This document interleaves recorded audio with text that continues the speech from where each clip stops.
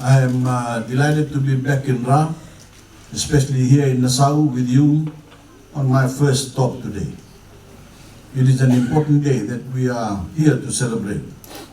A fully refurbished health center with an important addition, 4 brand new living quarters for healthcare professionals. Nurses, doctors, and other official staff will no longer have to live off-site and travel here daily. It would have been useless to simply upgrade this medical facility and not equip it with the accommodation necessary to house the very professionals needed to operate the center.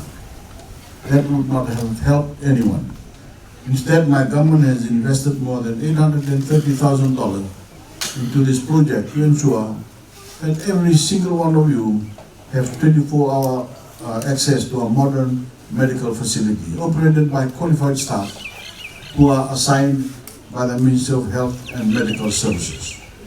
Nasau's brand new health center is a concrete testament of my government's unwavering commitment to leaving no one behind and of bringing the government services to you. Finding and paying for expensive transportation to travel down to Voreqe will now be a thing of the past.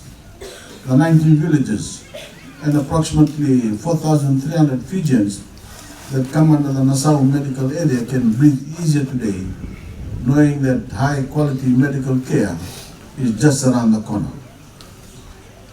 Ladies and gentlemen, whether one lives in an urban city like Suva or a maritime or rural community like yours here in Ra, my government is 100% committed to ensuring that every Fijian has equal access to our rising standard of health care and every other government service available. As a means of guaranteeing this for our rural communities, we allocated approximately $5.87 million in the 2022-2023 national budget to spend on rural and maritime location allowances for civil servants living and working in these areas. These benefits just under 5,000 civil servants across 954 locations around Fiji.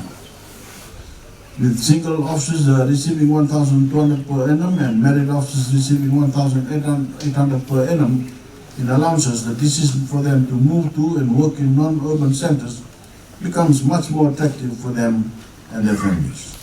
As I have mentioned to our fellow Fijians around the country, strong and resilient rural Fijian communities are the future of Fiji. This is not just a pie in the sky thing. Every single day, my government works to enhance the security, safety, well-being, and prosperity of our people.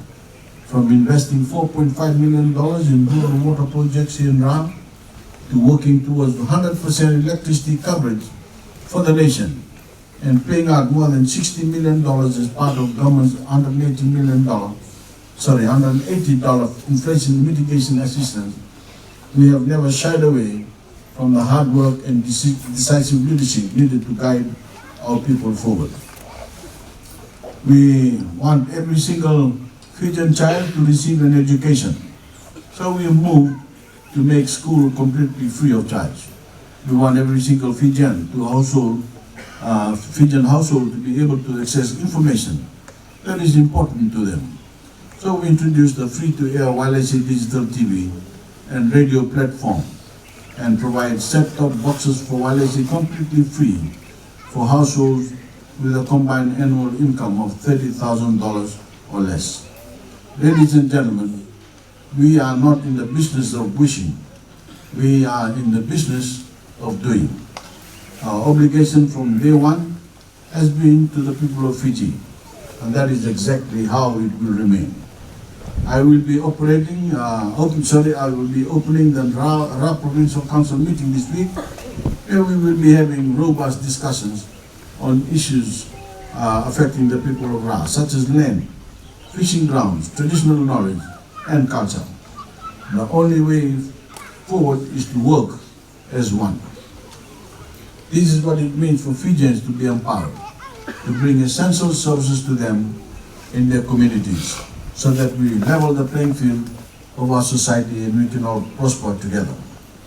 Maybe the Josaia na turang Bainimarama na kumusang mo o Nasau na uno watuna na lawa.